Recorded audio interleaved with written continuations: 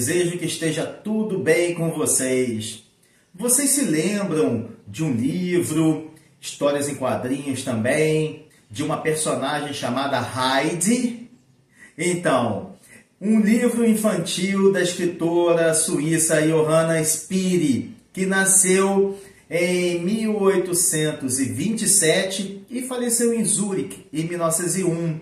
Esse livro foi lançado em 1880 e narra a história de uma menina órfã suíça de apenas 5 anos de idade que ficou sob a tutela do avô paterno, dos cuidados do avô paterno, lá nos Alpes suíços. Heidi está entre as obras mais conhecidas da literatura suíça, não somente para crianças, mas para adultos também, até porque eles levam todos os ensinamentos de Heidi para a sua vida. Tanto quanto o chocolate, o canivete, os relógios e Guilherme Tell, Heidi também faz parte da cultura nacional suíça, sendo parte essencial, um dos pilares da educação escolar de todos os alunos no país. Sendo um dos livros mais vendidos na Europa, a história já foi adaptada para inúmeros filmes, séries, desenhos animados e peças de teatro também de enorme sucesso ao longo dessas décadas todas, desde a publicação do livro em 1880. No subtítulo, a escritora Johanna Spyri afirmou ser Heidi um livro para crianças e para aqueles que amam crianças. Pessoalmente, no meu ponto de vista, dentro da minha vida, Heidi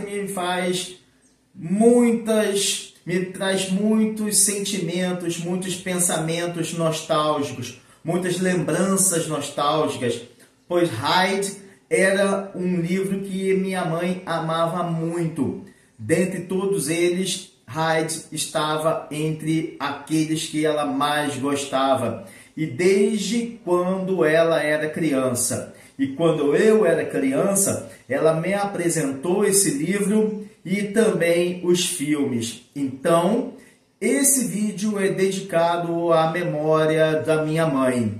Mas, antes de continuarmos a nossa conversa, vocês já sabem, vocês vão se inscrever no canal, curtir o trabalho da gente, comentar, compartilhar com seu amigo, com seu filho, com seu neto, com seu sobrinho, ativar o sininho para receber as notificações quando houver vídeos novos aqui no canal e também acompanhar os nossos conteúdos no Instagram, @Sobrevivência em Livros. Sobreviventes! Ainda que não seja um texto muito conhecido no Brasil, Heidi é uma doce, comovente e famosa história publicada entre 1880 e 1881 pela escritora suíça Johanna Spyri. E existem livros que podem ser adquiridos em algumas livrarias ou até mesmo em lojas pela internet, ou mesmo, como já está em domínio público, em arquivos de PDF. Mas vocês sabem, já ouviram falar na escritora? Então nós vamos conhecê-la, vamos saber um pouquinho mais sobre a escritora. E eu acho, como professor de literatura, muito importante também, além de contextualizar o momento histórico na qual a obra é escrita, é importante também conhecermos os escritores. Johanna Spyri nasceu Johanna Louise Reusser em 12 de junho de 1827, na cidade de Ritzel, no cantão de Zurique. E tem Heidi, a sua obra de ficção mais conhecida e mais bem-sucedida internacionalmente, usada inclusive para a alfabetização infantil e até hoje, e especialmente quando a Europa terminou a Segunda Guerra Mundial. Isso aconteceu em muitos países: Inglaterra, Portugal, Espanha, Alemanha, França, Itália, Polônia, Suíça, Bélgica, Holanda, Dinamarca e, como eu falei, Inglaterra, que não tinham materiais didáticos para alfabetizar as crianças, e não foi num período curto, não, foi num período de 15, 20 anos, os livros, as letras, como na Inglaterra utilizaram as letras dos Beatles para alfabetizar as crianças, esses livros também, que fazem parte dos folclores nacionais de seus países, também ajudaram a formar, a criar, a alfabetizar as crianças e torná-las os adultos e profissionais que muito contribuíram para a formação, a criação de um novo país pós-Segunda Guerra Mundial, lá por volta de 1970, 80, 90 e até hoje em dia. E com a Suíça não foi diferente.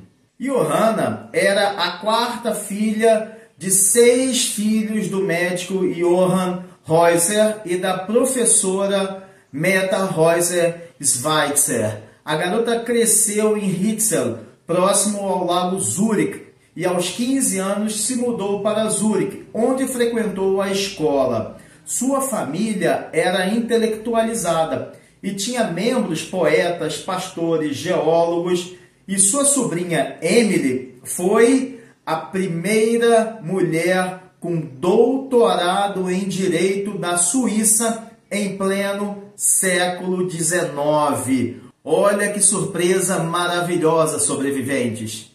E em 1851, Johanna ficou noiva e se casou no ano seguinte com o advogado e editor Bernhard Spiri, que era um amigo íntimo do compositor alemão Richard Wagner. Em 1855, nasceu seu único filho, Bernhard. Durante a gestação, Johanna caiu em uma depressão profunda que durou muitos anos de sua vida. Com um casamento infeliz, Johanna encontrou apoio em sua amiga Betsy Meyer. O incentivo para escrever surgiu em uma conversa informal com o pároco de Liebenfreuenkirchen, Bremen, Cornelius Rudolf Victor, que a convenceu a imprimir e publicar alguns de seus textos manuscritos. Sua primeira história, A Leaf on Vronne's Grave, que foi publicada em Bremen em 1871, não na Suíça, mas na Alemanha, narra a história de uma mulher abusada pelo marido bêbado e que aceita em oração o seu destino, seguindo os conselhos do padre. Será que poderia ser uma autobiografia? Não existem registros que possam nos levar a essa confirmação. Nos dias de hoje, isso é nada feminista, né? Se a gente for observar todo o contexto, não tem nada de feminismo aí. A mulher que se sente resignada com o seu destino de um marido bêbado e que recebe conselhos de um padre. Mas são tempos diferentes, não podemos pegar dados do século XIX e trazê-los para o século XXI ou mesmo século XX e falar que ela deveria agir dessa forma ou de outra forma, porque não tem cabimento, não cabe. São situações histórico-sociais totalmente diferentes das de hoje em dia. E depois desse livro, Johanna se empolgou e publicou outras de suas histórias. Devido ao enorme sucesso de seu primeiro livro, então, em 1875, Johanna foi nomeada Frau Stadtschreiber Spiri, ou seja, Senhora Escriturária Municipal, para o Conselho de Supervisão Escolar Secundária para meninas em Zurique, onde trabalhou até 1892. Durante todo esse período, a escritora publicou seus primeiros livros infantis e os assinava da seguinte forma, do autor de A Leaf on Ronnie's Grave, quando pela primeira vez a capa trazia a nota uma história para crianças e também para quem ama crianças. Citação encontrada em quase todas as obras de Johanna. Mas o sucesso veio mesmo ao publicar Hyde, pouco antes do Natal de 1879. E não foi um marketing. Nada disso, meus amigos. E isso permitiu a Johanna Spyri desfrutar de uma aposentadoria muito confortável. Nos últimos anos de sua vida, Johanna escreveu outros livros infantis e viajou muito pela Europa. No início de 1901, foi diagnosticada com câncer, sendo tratada pela primeira, vejam bem, ela foi tratada pela primeira médica da Suíça, Marie Heim-Vogtling. No dia 7 de julho de 1901, em Zurique, Johanna Spyri veio a falecer. Entre 1871 até 1901, ela publicou 31 livros, 27 volumes de contos e 4 panfletos, num total de 48 contos. Seu patrimônio está armazenado no arquivo Johanna Spyri, no Instituto Suíço de Mídia Infantil e Juvenil, em Zurique. Em 2011, os mais de 1000 cartas, manuscritos e documentos foram armazenados na Biblioteca Central de Zurique. Em maio de 2023, a UNESCO adicionou o arquivo Johanna Spyri e o arquivo Hyde em Zurique ao seu registro do patrimônio documental mundial, só para termos a ideia da dimensão da obra literária da escritora. Sua obra máxima, Hyde, foi traduzida para mais de 50 idiomas, adaptada para o teatro e para o cinema inúmeras vezes. E Hyde está publicado em japonês, português, sueco, árabe, várias línguas que vocês possam imaginar e até em mongol. Até em mongol. Essa vocês não imaginaram, né? Muitos de seus livros e textos propõem um olhar crítico sem glamour sobre a Suíça. Por quê? Por causa das condições de vida das pessoas durante o início da industrialização. É esse período, esse recorte histórico que a escritora propõe mostrar para as pessoas como foi a industrialização, o que ela causou naquele instante na Suíça. A escritora estava particularmente preocupada com o destino das crianças e das mulheres jovens. Por isso, os seus textos são considerados documentos não apenas literários, mas também socio-históricos para a Suíça.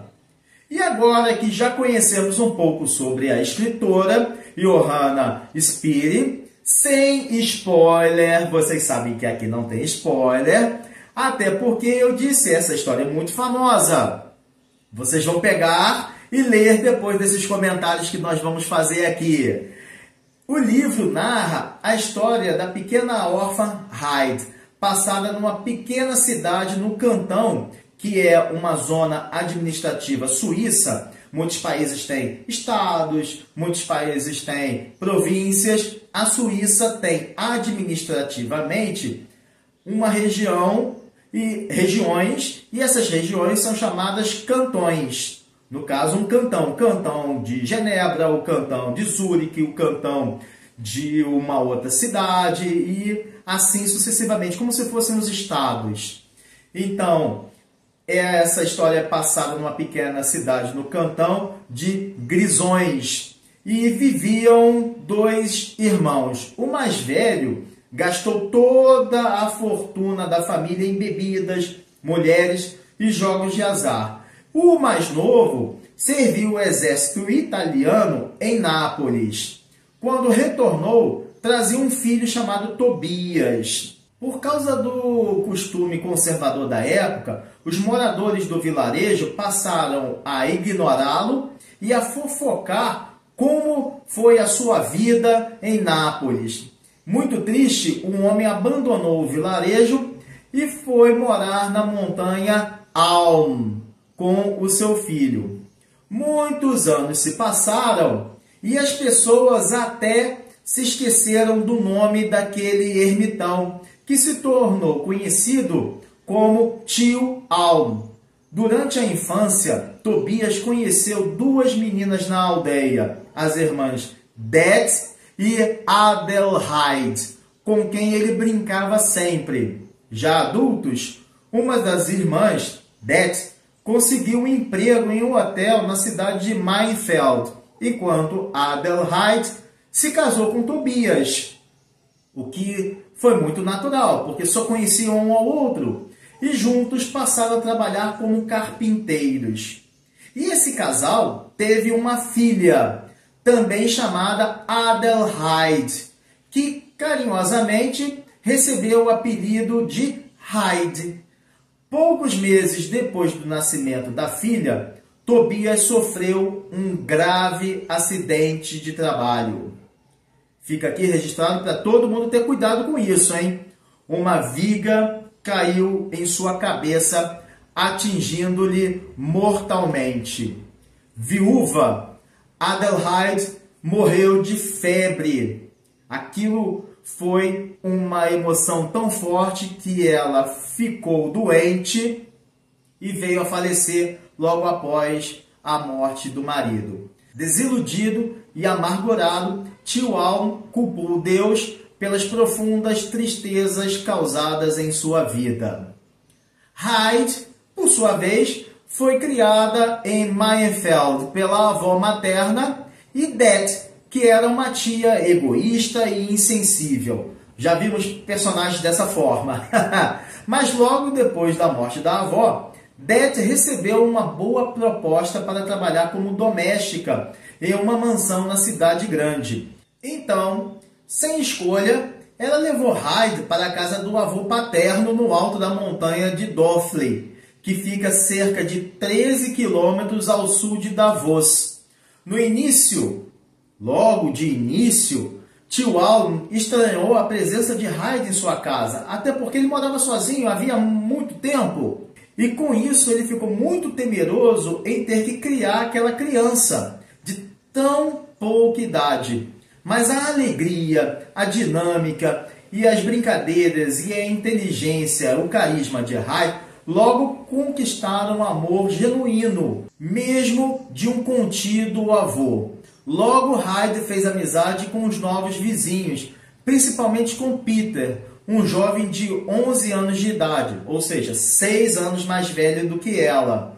Ele era pastor de cabras que morava com a mãe Brigitte e sua avó materna, que era deficiente visual. O tempo vai passando e Hyde a crescer. Peter e sua avó e todos os moradores do topo da montanha ficam encantados pela alegria da menina, pela simpatia dela, e com isso se aproximam cada vez mais num acolhimento. Mas com a idade escolar se aproximando, o avô se recusou a permitir que a neta frequentasse a escola, algo totalmente comum naquele período, no século XIX. O pastor e o professor procuraram o Senhor para fazê-lo mudar de ideia, mas eles brigaram. Resultado, Hyde ficou sem estudar. Quando Det retornou para a montanha, Hyde já tinha 8 anos de idade. A tia levou a sobrinha para Frankfurt, na Alemanha, para ser amiga contratada de uma pobre garota rica cadeirante chamada Clara Sessemann, de 12 anos de idade, que praticamente morava sozinha em uma mansão com todos os funcionários.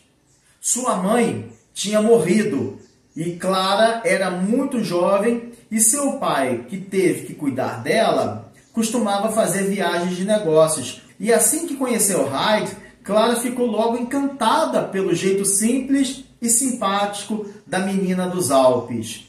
Hyde contou a Clara sobre a sua vida na montanha Alm. Hyde dizia que acordava cedo, tirava leite, ajudava o avô a tirar leite, cuidava dos animais, dos patos, das galinhas, que colhia flores, colhia frutas, e isso tudo empolgava muito Clara. Mas a severa governanta dos Sessemann, a Fräulein Rottenmeier, que via as travessuras como um mau comportamento, impôs duras regras e restrições a Hyde, como a proibido de falar sobre os Alpes, ou até mesmo a chorar quando estivesse com saudades de casa. E para demonstrar austeridade, Fräulein Rottenmeier somente se dirigia a Hyde lhe chamando pelo nome de batismo Adelheid.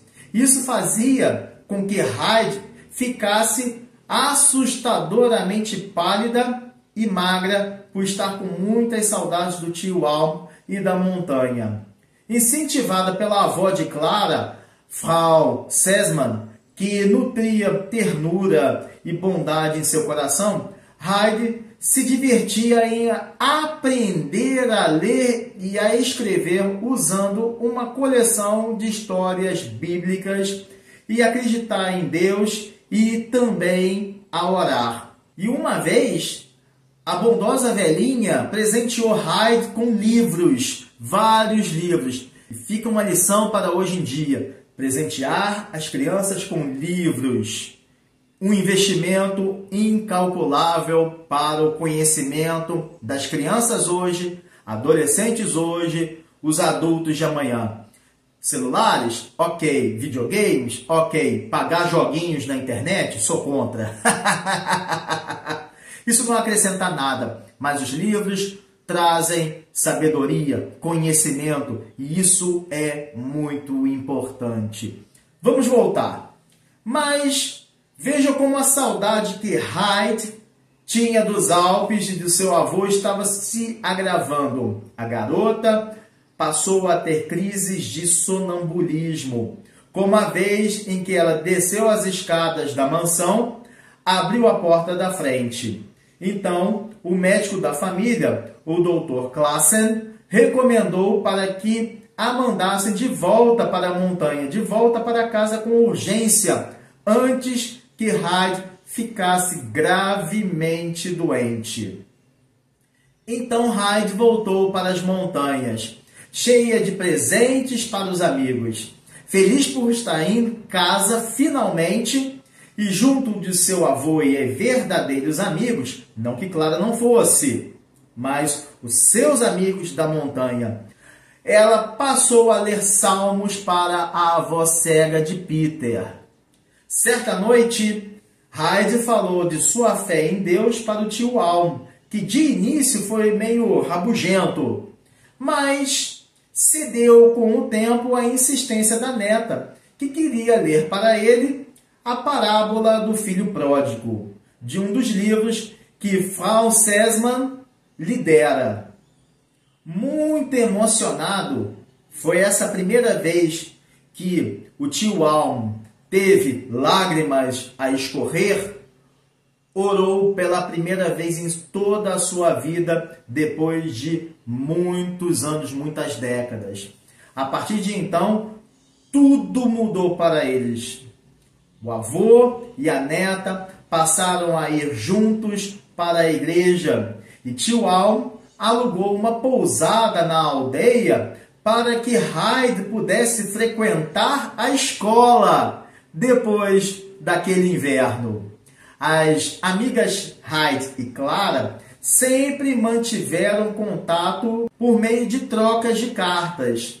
Um certo dia, a doce companhia e o clima saudável que fariam bem à jovem cadeirante da cidade, foi recomendado pelo Dr. Classen, que foi até os Alpes pedir a Hyde que escrevesse a Clara, lhe convidando para passar um tempo nas montanhas. Feliz com o maravilhoso convite, Clara passou todo o verão com Hyde a brincar, ficando cada vez mais forte com o leite das cabras, um leite fresquinho, com a comida fresca, com frutas frescas e o ar saudável e fresco das montanhas. Mas nesse meio estava Peter, que ficou cheio de ciúmes da amizade das duas garotas. E o que ele fez? Empurrou montanha abaixo a cadeira de rodas de Clara, que ficou completamente destruída. Completamente destruída. Mas como ele era um bom rapaz, tinha um bom coração, ele fez apenas uma travessura, se deixando levar por uma atitude, por um sentimento de ciúme.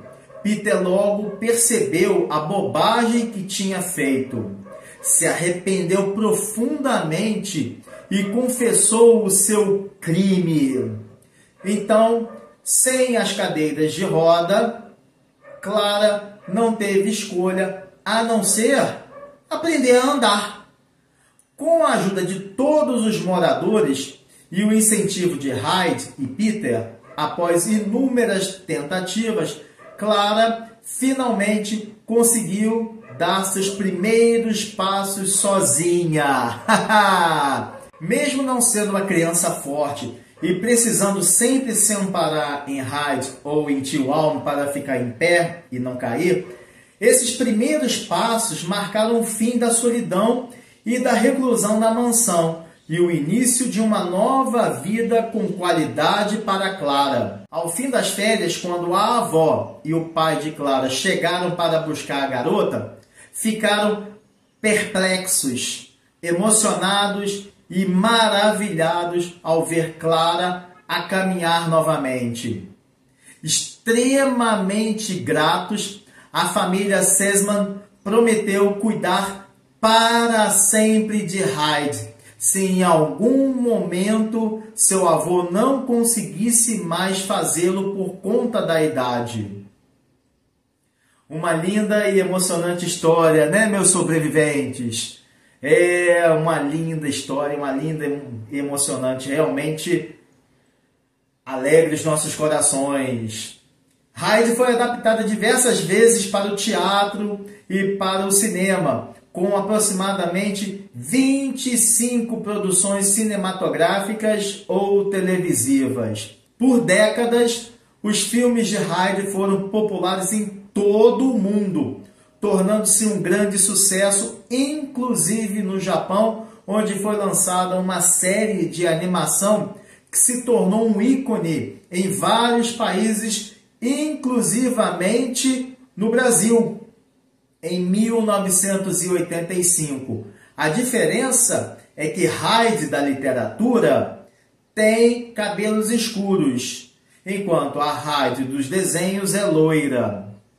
Inúmeras versões de Hyde vão desde películas estreladas por atrizes como Shirley Temple, no papel principal num filme de 1937, a uma série de TV produzida pela BBC em 1959, em 6 episódios. E também existe uma série de anime japonesa de 1974, da Zuyu Eizo Nippon Animation, chamada Hyde, the Girl of the Alps, ou seja, Hyde, a Garota dos Alpes, dublada em vários idiomas, entre eles o português.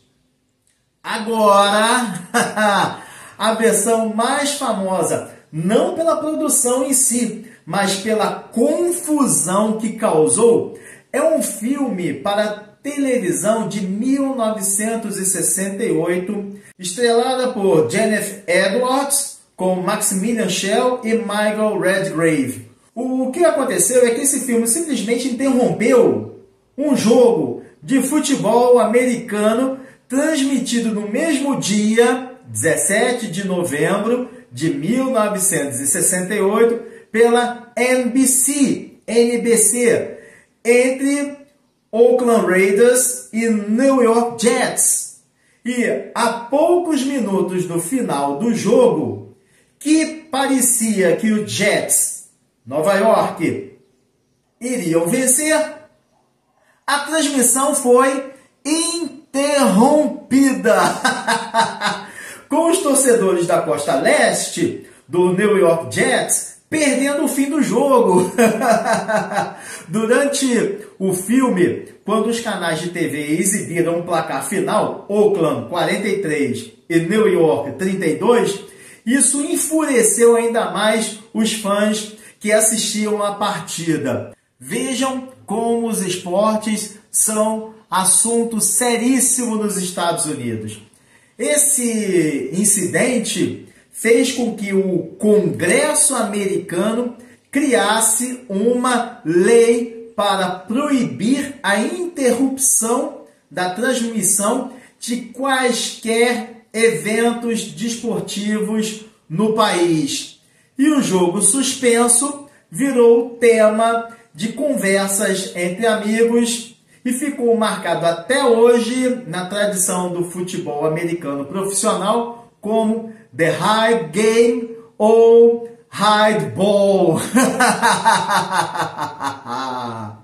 E em 1982, a produtora de desenhos animados Hanna-Barbera, que também tem vários desenhos como The Flintstones, The Jetsons e outros, lançou um musical de animação chamado Heights Song. E as mais recentes são as produções de 2015, feita pelos mesmos criadores de My the Bee, e a novela argentina de 2017, Hyde, Bienvenida a Casa, que no Brasil se chama Hyde, Bem-vinda a Casa, que é exibida pela Bandplay desde 2023, mas foi exibida pela Rede Bandeirantes entre 2017 e 2019. Agora, entre as diversas versões para o teatro, existe uma adaptação sul-africana de 2016.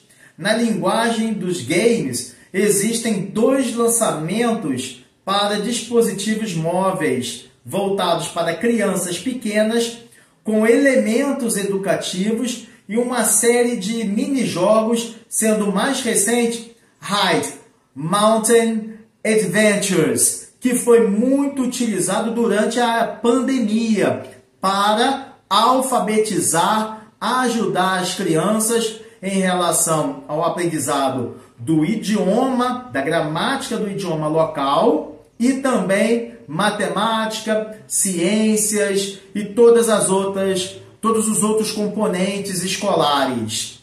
Em Mayfield está Hydeland, ou seja, a cidade de Hyde, que é em homenagem aos livros de Hyde. Essa é uma importante área turística da Suíça. Uma das aldeias antes chamada Oberhofels foi renomeada Heidedorf.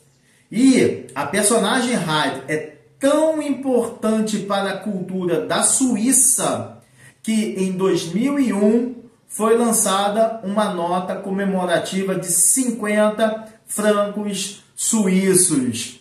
E tem selos, tem parques temáticos, tem muita coisa sobre Hyde na Suíça, pessoal. Então, sobreviventes, vale muito a pena procurar Hyde, ler os livros, assistir aos filmes, ver os desenhos ou mesmo assistir à novela. Agora é preciso a gente fazer uma reflexão séria. Nós estamos a viver num mundo onde as crianças e adolescentes estão a perder a ingenuidade e a pureza cada vez mais cedo. É só observar Um jovem de 8, 9, 10, 14 anos de idade, como ele é diferente de um jovem da mesma faixa etária das décadas de 1990, 1980, 1970. Claro que existem vários avanços tecnológicos, vários comportamentos geopolíticos que aconteceram no mundo, várias situações, mas a pureza de uma criança é algo inata a ela. A criança já nasce com essa pureza. E é essa pureza, essa ingenuidade que nós não podemos permitir que as crianças percam. É preciso fazê-las ser crianças, fazê-las ser adolescentes. E nós também precisamos resgatar a nossa ingenuidade. Não digo para sermos adultos infantilizados, longe disso, mas me refiro para nos sensibilizarmos mais, nos comovermos mais, nos emocionarmos mais, chorarmos mais, contemplarmos a beleza da vida, levarmos a vida com leveza principalmente, olhar para alguém e sorrir, dar um bom dia para alguém, falar com o vizinho, cumprimentar o vizinho, aguardar no elevador, cumprimentar na garagem, cumprimentar o garçom, cumprimentar a garçonete, cumprimentar o caixa do supermercado, cumprimentar o motorista de ônibus, sermos gentis. Precisamos de levar a vida com leveza, sobretudo também no trânsito. E essa é também uma linda lição que vamos encontrar nos textos de Hyde. Bem, isso é tudo, pessoal. Um forte abraço e valeu!